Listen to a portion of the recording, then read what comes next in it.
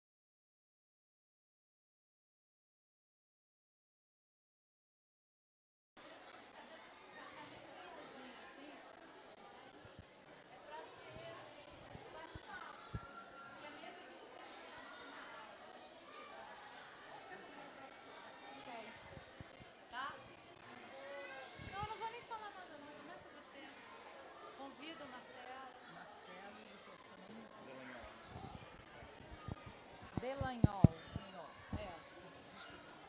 Aí você se apresenta, diz que encontros paralelos no salão.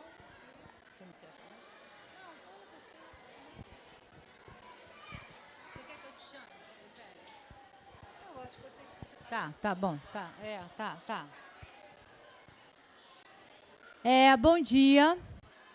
Eu sou Maria Beatriz, sou colaboradora da Fundação Nacional do Livro Infantil e Juvenil.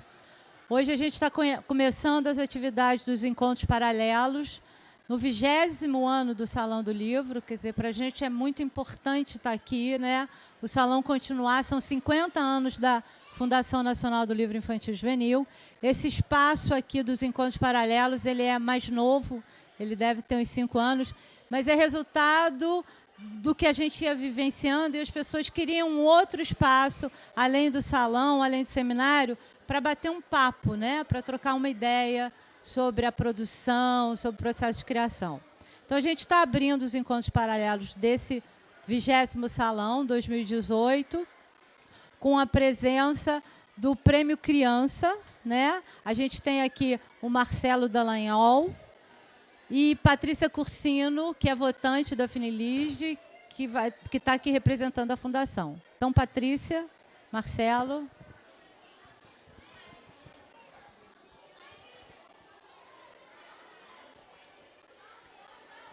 Bom, em primeiro lugar, quero agradecer à Fundação e parabenizar, porque também 50 anos não é pouca coisa, prestando todo esse trabalho, né, com a literatura, com essa militância em relação à literatura infantil, e 20 anos de salão também não é pouca coisa, né? Porque aí o salão ele atende essa discussão dos professores, né, especialmente dos professores da rede pública municipal, mas não só, né, aqui do Rio, e nos possibilita estar falando de literatura, pensando literatura infantil, e discutindo essa temática que nos é muito cara, né, como uma produção que vai estar nesse caminho de formação do leitor literário, né, que eu acho que faz muita diferença. O livro que ganhou o prêmio Criança desse ano, de 2018, chama-se Rosa. O autor é o Odilon Moraes, e nós vamos conversar com o editor da Olho de Vidro, né? A editora. O Marcelo vai nos falar um pouco como é que foi a produção desse livro, esse processo que é um processo sempre muito interessante da gente conhecer, né? Como é que chega, como é que a editora recebe, como é que é esse processo de organizar e depois chegar aqui esse livro, que tem um projeto gráfico também muito especial, né? Depois a gente vai, se o tempo nos permitir, a gente até vai ler aqui a obra, mas vocês, só vou dar uma folheada, vocês vão ver que esse livro ele tem uma estética muito própria, né? Ele é um livro que traz uma história também muito, muito interessante, que é uma relação do filho e pai, né? Que eu acho que a gente tem aí uma temática muito também interessante, e a forma de abordar também, né? Porque não é só a temática, é a forma como o autor trabalha com a temática e trabalha artisticamente fazendo essa relação texto-imagem, né? Então, eu vou passar para o Marcelo, que ele vai contar esse processo, como é que foi, né? E aí até a gente estava, antes, né, a gente estava conversando, se esse livro seria endereçado às crianças, esse seria um livro para ganhar o prêmio Criança da Fundação. E depois a gente fica com essa pergunta, e aí depois, no final, a gente vai dizer por que a gente acha que ele tem a ver com criança, né? Marcelo, então conta aí pra gente como é que foi o processo. Por onde começamos? Então, bom dia. Este livro eu conheci em 2014, quando eu fui jurado do Prêmio João de Barro, lá de Belo Horizonte, um prêmio bastante tradicional já. Estávamos no júri, eu, Ângela Lago e Maíra Lacerda, daqui do Rio de Janeiro, pesquisadora, designer, professora da Federal Fluminense. E um dos livros que chegaram na nossa casa foi o livro Rosa. Este daqui era o protótipo do livro apresentado no prêmio. Oi? Acho que não precisa. Então esse foi o protótipo apresentado. O livro tinha que ser apresentado com pseudônimo. Então a gente não, assim, a princípio a gente não sabia que era um livro do Odilon, porque ele usou o pseudônimo Belmiro Vicente. Mas quem conhece a trajetória do Odilon, a ilustração do Odilon, assim, via a ilustração já imaginava, pode ser o Odilon, mas é tão diferente do que ele produziu antes, a gente ficou um pouco em dúvida, mas a gente imaginava que poderia ser o Odilon Moraes. Mas antes disso ainda, contar um pouco de como o Odilon foi trabalhando com o livro até chegar em 2014. Em 2005 nasceu o primeiro filho dele. E naquele momento ele fala, né, que a gravidez da mulher tem alguma coisa de externo, de aparecer da barriga, né, a mudança do corpo. E ele fala que do homem a gravidez se dá mais na cabeça, né?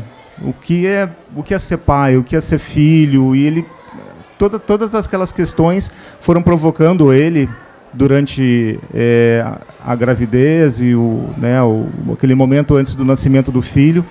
Então, refletindo sobre o que é ser pai, o que é ser filho, ele começou a resgatar a história dele com o pai dele, que era uma história mais vivida no silêncio. O pai dele eram próximos, tinham amor, mas não eram tanto de falar ou de expressar com muita proximidade, com muito afeto. Era um relacionamento mais no silêncio. Ele fala do pai dele pintava pintava quadros, e ele tinha também lá um trabalho dele também de fazer pintura, e os dois se comunicavam pela pintura, mas no silêncio, e a presença do pai, a proximidade, estar junto com o pai. Então, refletindo sobre essa relação dele, depois com o filho que estava para nascer, como que seria, né, o primeiro filho, como seria ele ser pai, a relação com uma criança que estava vindo. Então, pensando sobre todas essas questões, ele começou a burilar e teve a ideia de fazer o livro. E a leitura de um conto do Guimarães Rosa, um conto emblemático do Guimarães Rosa, que é A Terceira Margem do Rio, que conta a história de um pai que, do nada, pega uma canoa, vai para o meio do rio e fica, né, morando, vivendo, né, nessa terceira margem. E no relacionamento do pai que vai, do filho que fica e cresce sem o pai, com a ausência do pai, com o pai distante. Então, refletindo sobre todas as questões, ele teve a ideia de fazer esse livro, o Rosa, e que dialoga com a obra do Guimarães Rosa, está muito presente aqui, desde do título, né, que faz uma homenagem ao autor Guimarães Rosa. A arquitetura do livro, que também tem muito a ver com o livro, porque você tem no texto escrito, a gente brinca, estaria numa margem, o texto escrito conta uma história. Você pode ler o texto escrito, você vai ter uma história com um começo, meio e fim. Você pode ler as imagens, você vai ter uma outra história com começo, meio e fim. Não tem uma coincidência entre texto e imagem, elas só se encontram no final. Então, mas a soma de texto mais imagem dá uma terceira história. E a gente brinca, então, texto numa margem, texto escrito numa margem, as ilustrações numa outra margem, mas a história que o livro quer contar está numa terceira margem. E o leitor que vai construir é a soma de texto mais imagem. Então, o conjunto é que o livro todo é a soma, né? Que é o texto mais imagem e também o projeto gráfico. Tudo tem sentido, tudo foi pensado para ter sentido, para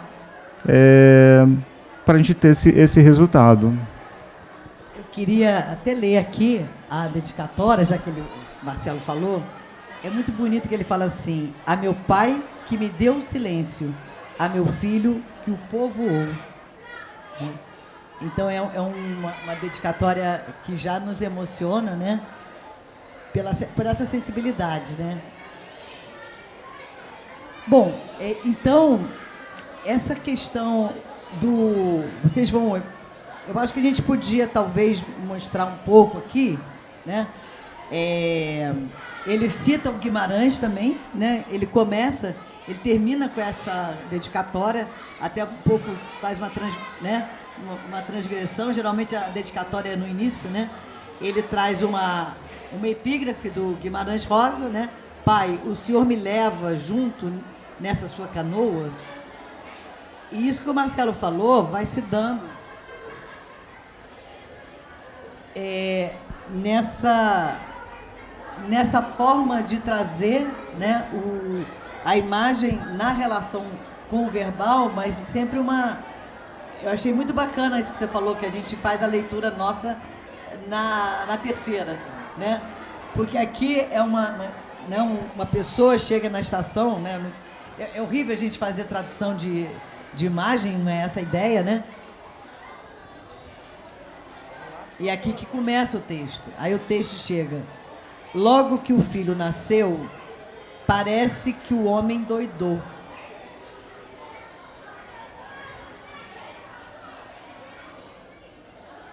Vai se chamar Rosa, disse. Acho que a gente fica falando, é bom vocês conhecerem, né? Quem não conhece. Vai se chamar Rosa, disse. Rosa, só Rosa, mais nada. Rosa igual nome de flor.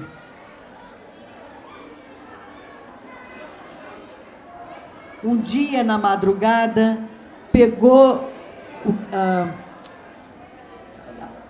a canoa e partiu.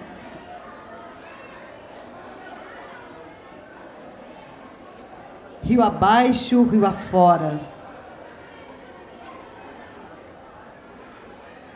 Rio adentro fez morada.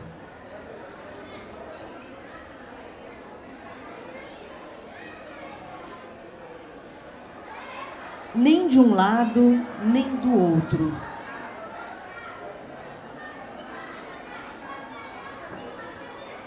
De meio a meio.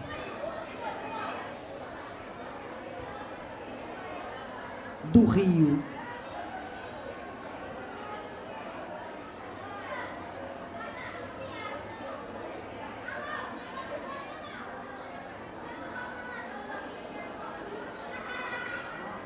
Do pai nada mais se soube.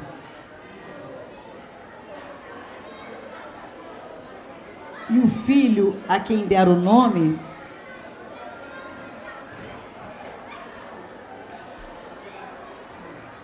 cresceu, incorporou. Tem mais alguma coisa? Virou homem. Estou enxergando mal.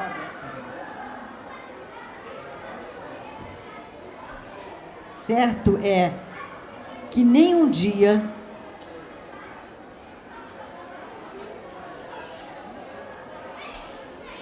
deixara de acreditar no pai, que ainda estaria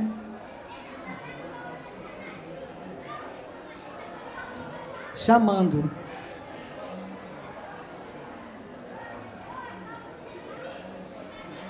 De algum lugar.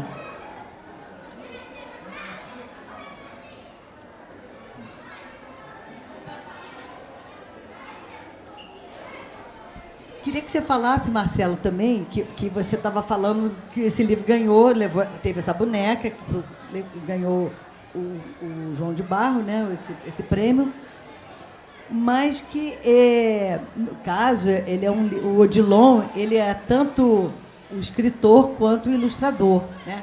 Isso aqui traz uma característica hoje mais comum do que já foi, né? Mas é uma característica também que dá esse diálogo dessa terceira margem que nos coloca nela, né? É um diálogo que já se dá de uma maneira mais orgânica, digamos assim, né? Então, fala como é que assim, esse trabalho do editor, que nem sempre essa relação fica tão harmoniosa assim, né? É. Já que é uma questão de editoria, vocês repararam que a Patrícia não estava enxergando, né? Que a letra, aparentemente, é um pouco pequena para ler.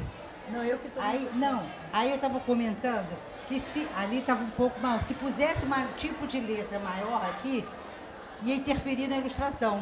Então ela está perfeita, ela está no tamanho perfeito, ficou uma obra toda certinha, o texto, a ilustração, a diagramação. Qualquer coisa aqui seria demais.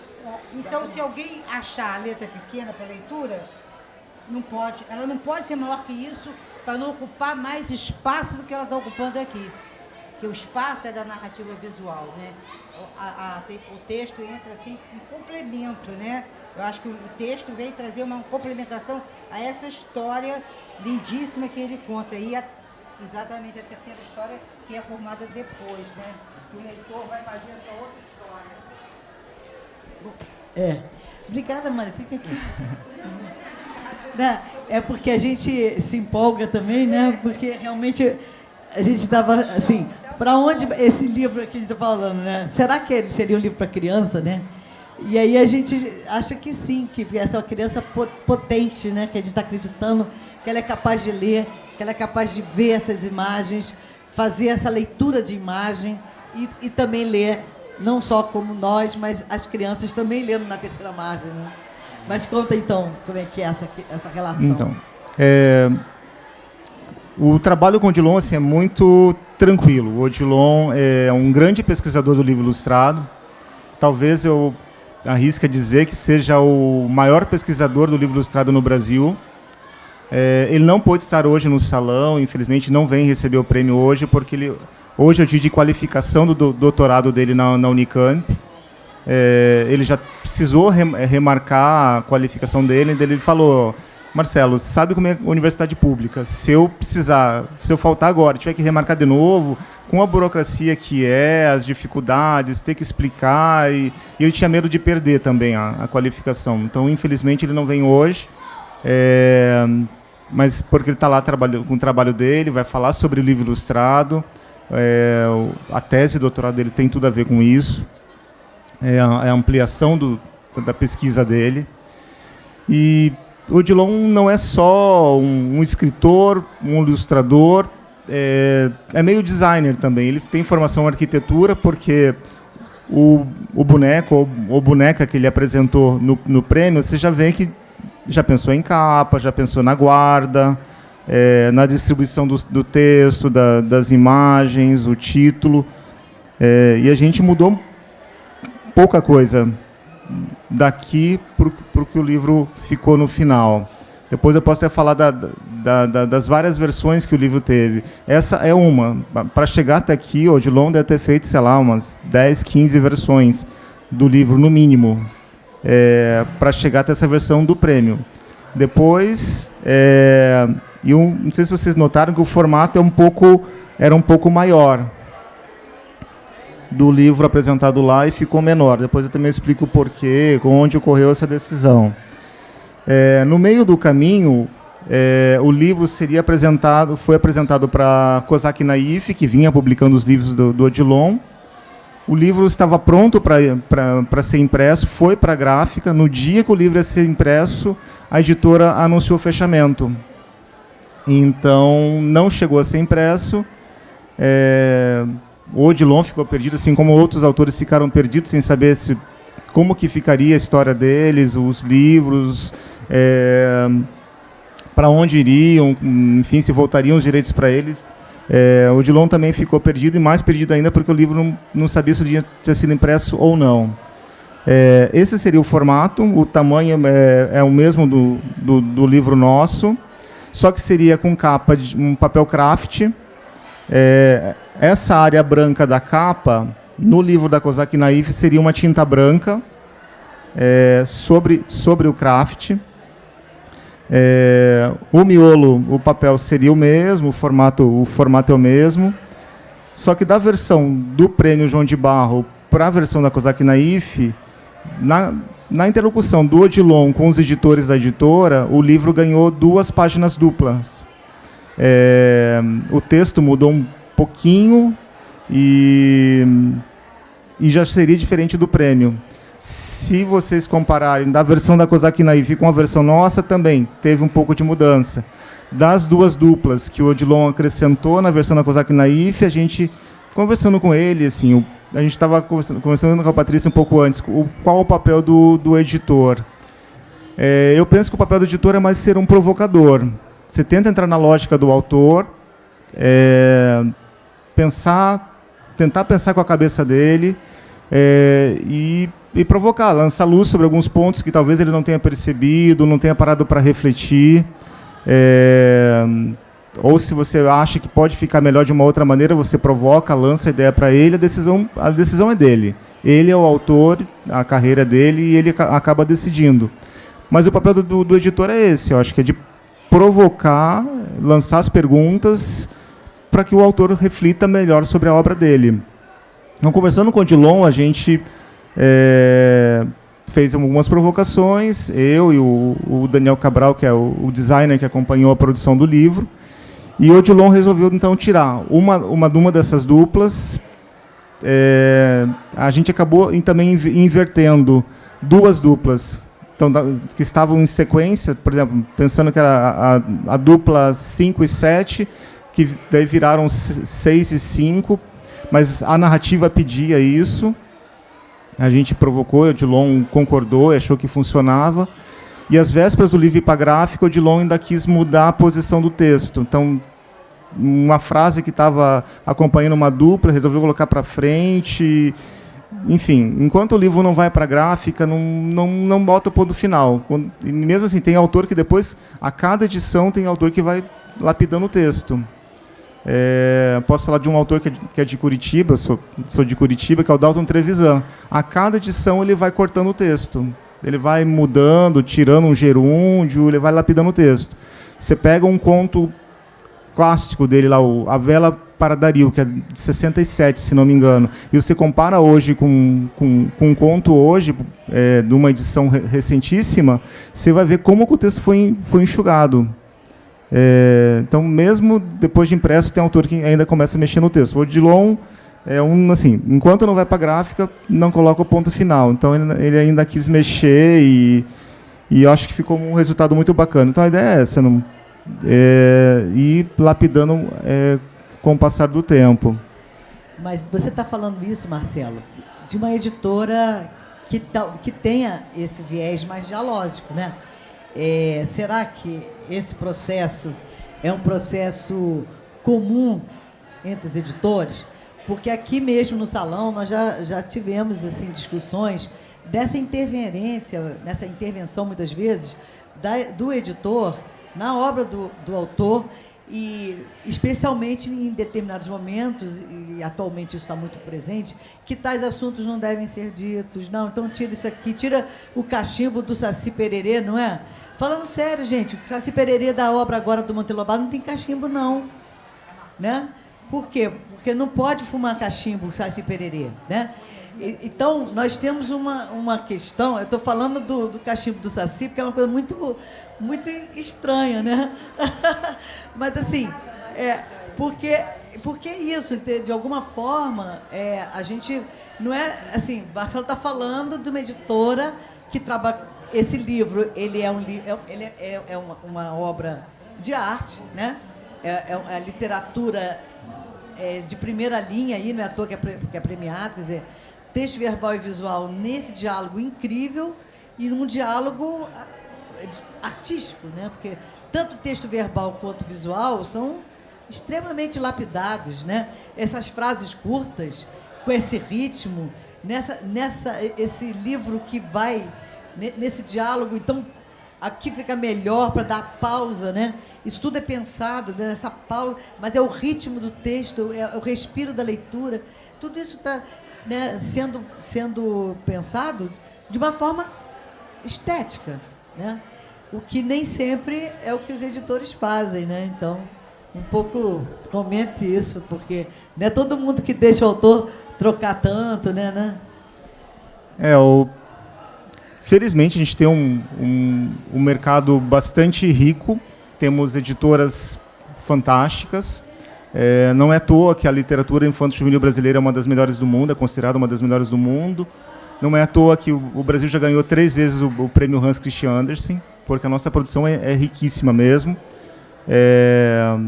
Temos editoras muito cuidadosas com o texto, com a imagem, com a impressão, né? Porque não é somente também, às vezes, ter o cuidado com o texto com a imagem, vai para a impressão, às vezes a cor altera um pouquinho. Pode ser assim, que para o público leigo, você mudar um pouquinho o vermelho, às vezes é uma coisa muito sutil, para nós é um problema. No caso que o Odilon acompanhou a impressão na gráfica, no dia, fez a aprovação das provas de cor de capa e miolo, depois no dia que foi rodado o livro na gráfica, ele acompanhou, a gente tem até um vídeo que a gente até postou no Facebook, o Odilon ajudando a calibrar cor e discutindo cor, ele, a produtora gráfica que a gente contratou e mais o pessoal da gráfica. Então teve um trabalho, assim, um cuidado do começo ao fim, para que o resultado fosse o melhor possível. Mas a gente sabe que tem editoras que não lidam com o livro para criança da mesma forma. Então, determinados temas não entram. Já na etapa de seleção, os textos não são aprovados. No caso de Odilon, felizmente, alguém que, lá no comecinho, na produção ainda do livro, já pensa no formato, já faz um boneco do livro, já para poder sentir como que é a passada da página, se a pausa está no lugar certo, se o texto está bem localizado, para analisar com cuidado o diálogo entre texto e imagem. Então, o Odilon é um caso à parte, assim. Porque, normalmente, o que acontece? As editoras aprovam um texto, normalmente é uma decisão da editora de convidar ilustrador X ou Y. Alguns autores acabam escolhendo ou exigem determinados ilustradores, mas isso não é uma regra. Normalmente é a editora que escolhe, pensando no perfil do ilustrador. Acaba sendo uma coautoria um pouco forçada, né? Porque o editor acaba escolhendo quem vai ser o coautor daquele livro. E a gente hoje vê o ilustrador como um coautor. Ele não está lá para enfeitar a página ou só repetir o que o texto já diz. É um trabalho de coautoria, né? Ele está contando uma narrativa em paralelo que pode ser muito próxima da que está no texto, ou no caso do Odilon, que é a ilustração contra uma história diferente, e são 2 histórias em paralelo, e elas só se complementam na terceira margem, o leitor que vai fechar essa história que o livro quer contar. Mas sim, tem as editoras que não deixam que o Saci tenha cachimbo, não deixam que o personagem fume, enfim, entre outras regras, mas desde a escolha do texto. Alguns temas não entram no livro, na ilustração, no design, enfim, há muita interferência da editora, em alguns casos. Eu aproveito até para fazer trazer uma questão que para a gente tem sido uma questão muito, muito séria e muito cara, que é o PNLD Literatura, que está em curso, né? Serão selecionados livros a serem distribuídos para as crianças, para as escolas, e no âmbito do PNLD, inclusive essa tiragem, ela vai ser até em número maior do que o PNBE, né? Porque o PNLD ele tem uma questão mais de ser um livro para a turma, né? O PNBE era a biblioteca escolar, da escola. Então, era uma caixa para cada... né, para proporcionar o número de alunos, o número de caixa era proporcional ao número de alunos, não necessariamente uma caixa para cada turma, né? E isso nos preocupa porque, não sei se vocês sabem, mas o PNLD Literatura, ele vem com as temáticas definidas pelas faixas etárias e também uma restrição de formato, né? Os editores, felizmente, conseguiram tirar a ideia da ficha do livro, né? Isso aí caiu, a gente espera que realmente caia, né? A única coisa que caiu, né? Mas continua a questão temática, né? E aí isso nos preocupa muito, porque eles determinam alguns temas e depois, assim, outros. A gente pode até, a editora, escolher um outro livro com outra temática, não necessariamente aquelas, mas tem que justificar por quê e articular especialmente com a base nacional comum. Como se a literatura, né, fosse uma relação direta com uma base nacional, um currículo estrito sensu, né? O que a gente aprende com a literatura aqui, a gente aprende muita coisa. A gente pode dizer assim, isso aqui pode ser enquadrado, esse livro ali, nas relações familiares, né? Que aí é família, né? Eu posso colocar lá na família. Sim, não, né? Sim, não, né?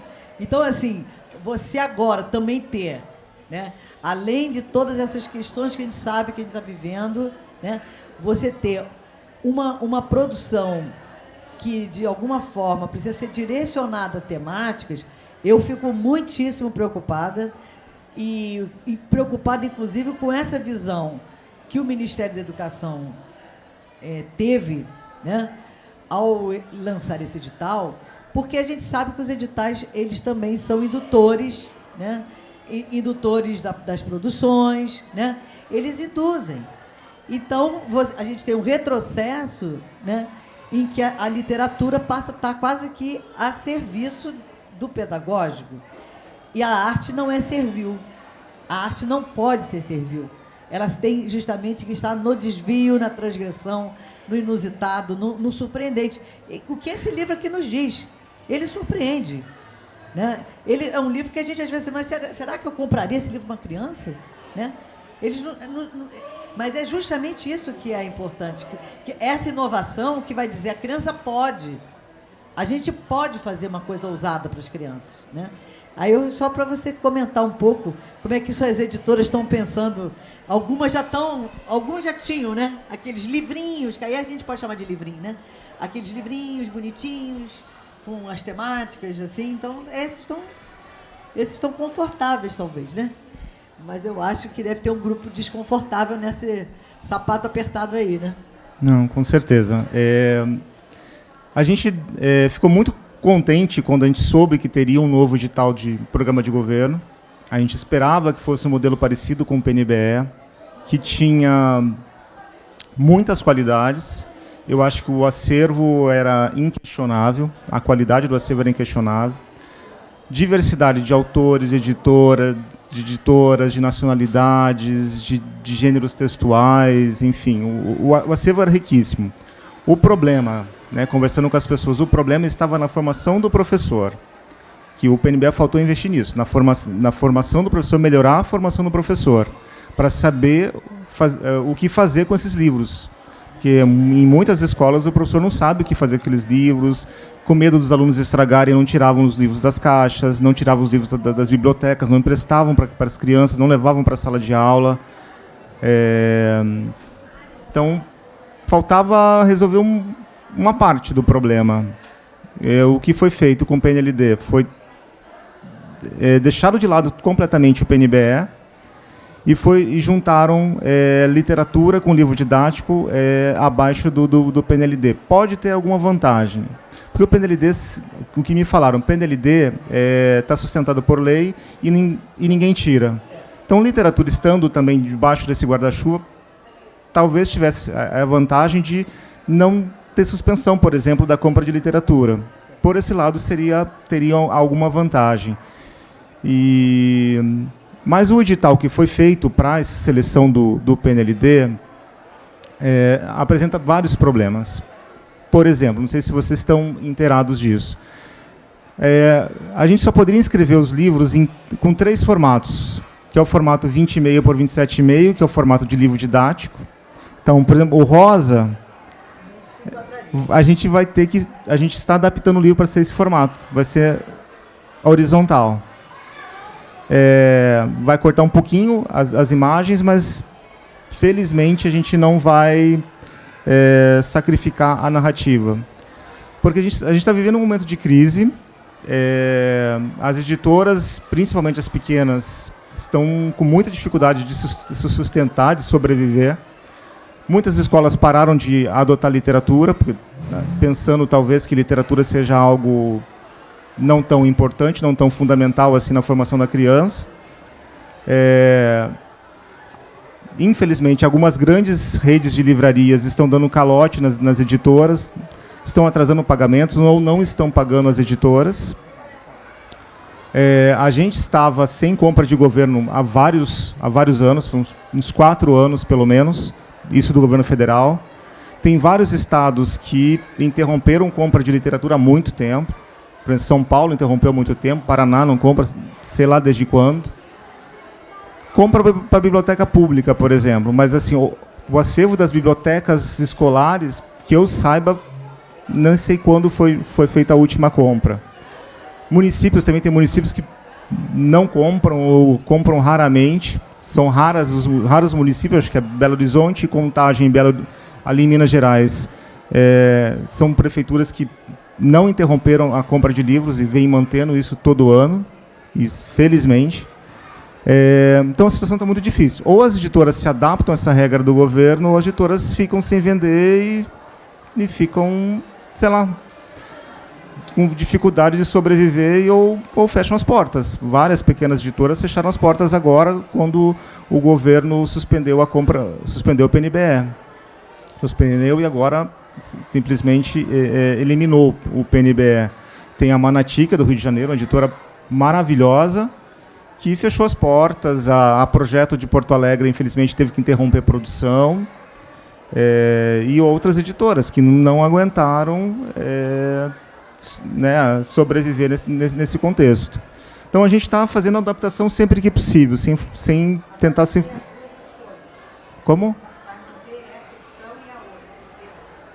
Isso. Essa versão continua no mercado e a gente fez uma adaptação para o PNLD. A gente conversou com o Odilon, apresentamos uma proposta, é possível fazer isso, o Odilon concordou, falou, não, assim dá para ir, não sacrifica a narrativa. A gente não queria que fosse assim, infelizmente. Então, além de... O formato, são 3 formatos possíveis. Não vai ser mais capa dura, vai ser capa mole. O papel não vai ser esse papel, que aqui é um papel offset, um papel mais encorpado e um papel sem brilho. O governo exige um couché, 80 gramas, que difícil de encontrar no mercado. Que é um papel finíssimo, sabem essas revistas semanais de notícias? É um papel fininho como aquele, e o governo espera que esse livro, desse jeito, dure por 5 anos na escola, e não é só para ficar na biblioteca. Os alunos vão receber o livro didático e o livro de literatura no começo do ano, vão ficar o ano todo com o livro, levando na mochila para casa, durante o ano todo, devolve no final do ano junto com o livro didático, no ano que vem, aquele mesmo livro de literatura vai para outro aluno. E eles imaginam que esse livro dure por 5 anos, que é o tempo de duração desse PNLD. E o livro também, como o livro tem 48 páginas, ele vai ser com grampo. Obrigatoriamente tem que receber 2 grampos. Vai ser um lombada canoa. Então, assim, vai ser um outro livro completamente diferente. Mas, assim, perde na produção gráfica, mas o aluno vai ter acesso ao mesmo texto, às mesmas ilustrações, mas sacrificando alguma coisa. Infelizmente, é isso que talvez eles imaginam que os alunos das escolas públicas mereçam. Marcelo, você está trazendo uma coisa que a gente eu quis puxar justamente porque nos preocupa muito, né? E a sociedade também não está muito bem informada sobre essa questão, né? Você falou uma coisa importante. O edital do PNLD chama Programa Nacional do Livro Didático. Entretanto, quando tem a descrição do edital, fala de material de apoio pedagógico. Então, pode ser até brinquedo, pode ser livro, pode ser brinquedo, pode ser literatura, porque não é só o livro didático estrito sensu, embora o título seja. Então, ter ido para dentro do PNLD poderia ter sido um ganho, né? se a visão não fosse estreita. Se fosse uma visão grandiosa, se fosse uma visão ampliada. Não, nós vamos abrir mesmo. Não tem razão de ter 2 programas, já que a gente já tem um programa. Inclusive, essa questão legal é o seguinte, o PN, quando ele já passou, né, por todo o trâmite, ele é uma lei, né, ele entra no orçamento da União. O PNBE, ele ficava sob o orçamento do FNDE, que é o Fundo Nacional de Desenvolvimento da Escola.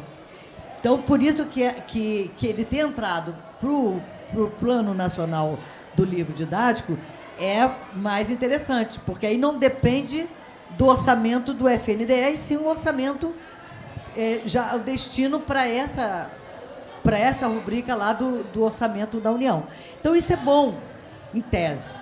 Mas só que a compreensão já aí vai para esse outro lado. Quer dizer, então faz um livro de baixa qualidade, que, me desculpa, não estou falando da qualidade textual, nem da qualidade visual, mas essa concepção da capa dura, do papel que tem uma textura outra, né? Tudo isso é estética, né? A gente está falando de um projeto integrado, né?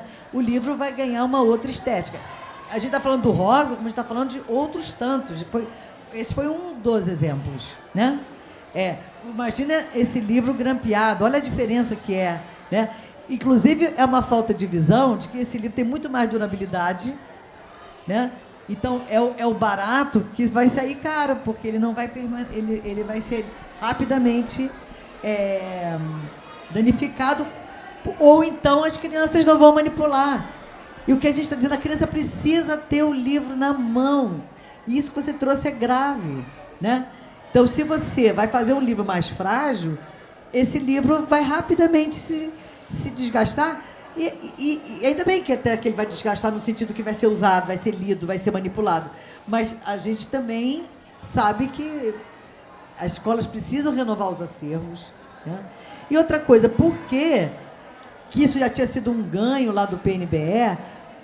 Qual foi o ganho? O PNBE, não sei, você te deve lembrar daquele Literatura em Minha Casa, ele era um projeto específico para a escola.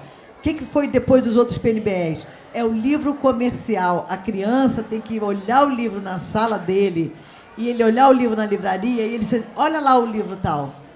A criança tem que reconhecer, né? Isso é muito importante, que a biblioteca da escola tenha um livro reconhecível, né? É um livro de todos, é questão democrática, né? Esse livro todo mundo tem acesso, se eu quiser comprar. E se eu quiser ter aquele livro para mim, eu vou na livraria, se minha mãe puder me dar, se eu tiver condições de comprar, né? Agora, é um outro livro, de alguma forma, né? Então, mas eu acho que a gente tem que... É isso aí, Marcela, a gente vai ter que fazer mesmo essas manobras e, sempre que puder, a gente também denunciar esse tipo de coisa, né? Com certeza. A gente... assim que saiu o edital do PNLD, assim, escritores, ilustradores, editores se mobilizaram, a gente conversou bastante no Facebook, a gente tentou espalhar o que a gente achava desse programa, a gente conversou com o pessoal da Folha de São Paulo, a gente conseguiu um espaço para publicar uma matéria na Folha de São Paulo, então acho que como editor eu fui ouvido e outras pessoas, outros especialistas foram ouvidos e fizeram uma matéria e publicado na Folha de São Paulo. Infelizmente o espaço é muito pequeno, né? Eu falei de várias questões e foi publicado somente um trecho da entrevista, mas infelizmente deram um recado, mas o MEC não concorda, diz que não é bem assim, enfim, eles têm os argumentos deles, que na verdade assim, o que foi falado para nós, ou é assim, ou a gente não compra. Porque a gente pode comprar isso, o livro barato, assim, feito dessa maneira, porque daí tudo com o mesmo papel, tudo com o mesmo acabamento, isso fica mais barata a produção, enfim. Só tocar rapidamente em 2 pontos também que são muito complicadores, só para vocês entenderem da gravidade, assim, dessas mudanças. A escolha, como que vai ser? A editora tem todo o trabalho de preparar os livros. O governo imaginava que era só... o livro está pronto, já é só inscrever, só muda o acabamento. Não, o formato tem que ser adaptado. Na matéria da Folha de São Paulo, o Fernando Vilela fez uma adaptação do livro Lampião Lancelotti para o formato que seria do PNBE. Ele teve que tirar o tira-cacto, muda o tamanho de fonte. Como se assim... Tudo é pensado, o tamanho da fonte, para ter harmonia no par de páginas, a localização do texto, às vezes o texto cabe ou não cabe em determinado pedaço da ilustração, teve que tirar pedaços da ilustração. Isso ele fez num par de páginas, mas ele tem um livro inteiro para poder adaptar. E isso a gente teve, acho que 40 dias para poder fazer tudo isso no PNLD 2018. Eu vou ter um comentário depois do PNLD 2020, que a gente está fazendo agora. Eu também perdi como eu cheguei até aqui. A gente estava falando justamente como é que determinado, de alguma forma são limitadores também, sim, né? Sim. Essa estética que é provocadora, essa inovação gráfica, isso tudo vai diminuindo, né, gente? Se você já sabe que na tua próxima produção, né, você vai ter que já ter uma adaptação, você já não inova tanto, sim, né? Eu acho que isso também está dando um recado para o mercado. O mercado vai ser menos inovador, infelizmente, né? Isso vai induzir a uma não inovação. Não, peraí, ele tem que ser dentro desse formato aqui. Pode ser que as editoras fiquem com receio de trabalhar com determinados formatos, porque depois não podem adaptar para um PNLD. Pode ser que isso aconteça. Na verdade, eu ia falar da escolha. Então, as editoras têm todo esse trabalho para poder adaptar o livro. Não é fácil, tem custos, você tem que pagar designers, você tem que pagar revisor, você tem que pagar produtor gráfico, você tem que fazer a boneca, o protótipo, para poder entregar para o governo. Isso não é barato. As editoras pequenas já têm pouca venda, pouca visibilidade, as dificuldades são grandes. Então, o livro vai ser apresentado, vai ser avaliado por uma comissão. Se o livro for aprovado, ele vai para um guia. Os professores vão ter acesso a esse guia com resenhas dos livros para poder fazer a escolha. Então, a escolha não é garantida. A gente pode ter todo esse trabalho, gastar todo esse dinheiro, chegar no guia, o professor não escolher. Porque, não conheço, não sei quem é o Odilon, eu vou adotar fulano que eu conheço há 30 anos, trabalho com o mesmo livro, eu vou adotar esse livro. Ou a gente acha que a gente pode ter esse problema. Aprovar não garante venda. Então, tem a escolha do professor. Tem professores que são muito cuidadosos, acompanham a produção, sabem quem são os bons autores, sabem quem são os autores contemporâneos. E tem professor que não, parou no tempo, adota o mesmo livro há 10, 20 anos, enfim. Tem o acervo, sim, que é por aluno, são 2 títulos por aluno por ano, e vai ter o acervo também de biblioteca. Então, a gente está tendo todo esse trabalho sem saber se a gente vai ter venda ou não, se a gente vai ter retorno ou não. Isso, as editoras, os autores, os ilustradores, tem ilustradores maravilhosos, autores maravilhosos que não têm trabalho. Esses dias conversei com uma ilustradora, premiadíssima, ganhou vários prêmios aqui na Fendelige, ela não tem trabalho. Ela falou, Marcela, pela primeira vez na minha vida eu não tenho trabalho, não sei o que eu vou fazer. E uma outra questão também, você tinha falado do manual. O manual caiu no PNLD 2018, que a gente acabou de entregar. O do 2020, que a gente está fazendo a inscrição agora em julho, a gente precisa fazer manual. Então, só para vocês terem ideia, do livro rosa, a gente precisa fazer um manual para o professor, ensinando o professor, orientando o professor como trabalhar com esse livro do ponto de vista da literatura, professores do Brasil todo. Então, se é um professor de Joca de Jericoacoara, um professor do interior do Paraná, como se os alunos tivessem o mesmo repertório de leitura, como se o professor tivesse a mesma formação, tivesse o mesmo acervo de biblioteca. A gente vai ter que fazer orientações de como ele trabalhar com a literatura na sala de aula, como ele trabalhar com a língua portuguesa, o livro dentro da língua portuguesa. E eu acho que o pior de tudo, porque na língua portuguesa você pode trabalhar com eixo de leitura, com produção de texto, até dá para fazer um trabalho bacana.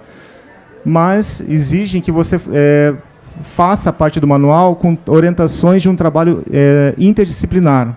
Como que um professor pode trabalhar com esse livro em ciências? Como que um professor pode trabalhar com esse livro em arte? Como que um professor pode trabalhar com esse livro em história?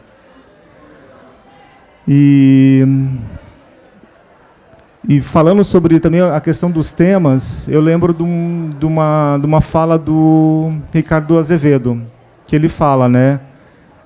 A escola ensina que o corpo tem músculo, tem ossos, mas tem pouco espaço para poder falar que o corpo está relacionado com dor, com sentimento, com desejo, com outras questões que o livro de literatura pode apresentar, tratar de questões que não cabem nas disciplinas. Falar de separação dos pais, o livro belíssimo do Odilon com a Carolina, lá é aqui, de separação, de morte, de questões que não são conteúdos curriculares. A literatura tem um papel para falar sobre isso, sobre o livro, lembro do livro do Léo Cunha, que fala de uma avó com Alzheimer. São temas possíveis da literatura, ou seja, todos os temas são possíveis para a literatura. E não podem ser enquadrados em conteúdos curriculares. Bom, eu não sei se vai dar tempo de fazer um debate, porque já está em cima da hora, mas, de qualquer forma, a gente abre aqui pelo menos umas 2 perguntas, quem tiver interesse de... Eu acho que o tema vai persistir aqui no salão, né? Eu acho que nós, professores, temos que estar muito atentos a isso, porque é uma visão do Ministério da Educação de que o professor não sabe fazer seu plano de trabalho, seu plano de aula, porque se eu preciso ter um manual para como usar um livro, eu estou dizendo que o professor não sabe, né? Se eu estou dizendo que eu tenho que fazer interdisciplinaridade na literatura, o MEC está dizendo que ele não sabe o que é literatura, né? Então, a gente está aí vivendo aí um contraste, um caminhar numa oposição de que foi construído, né? E eu acho que a gente que está aqui num salão, na Finilige, que tem essa tradição de zelar e divulgar e premiar a literatura, né? A gente precisa estar defendendo a literatura, né? O Antônio Cândido diz que a literatura é um direito, justamente por isso, tocar nesses outros lugares, né? Mas a gente abre aqui rapidinho, para ainda, se vocês quiserem fazer alguma pergunta.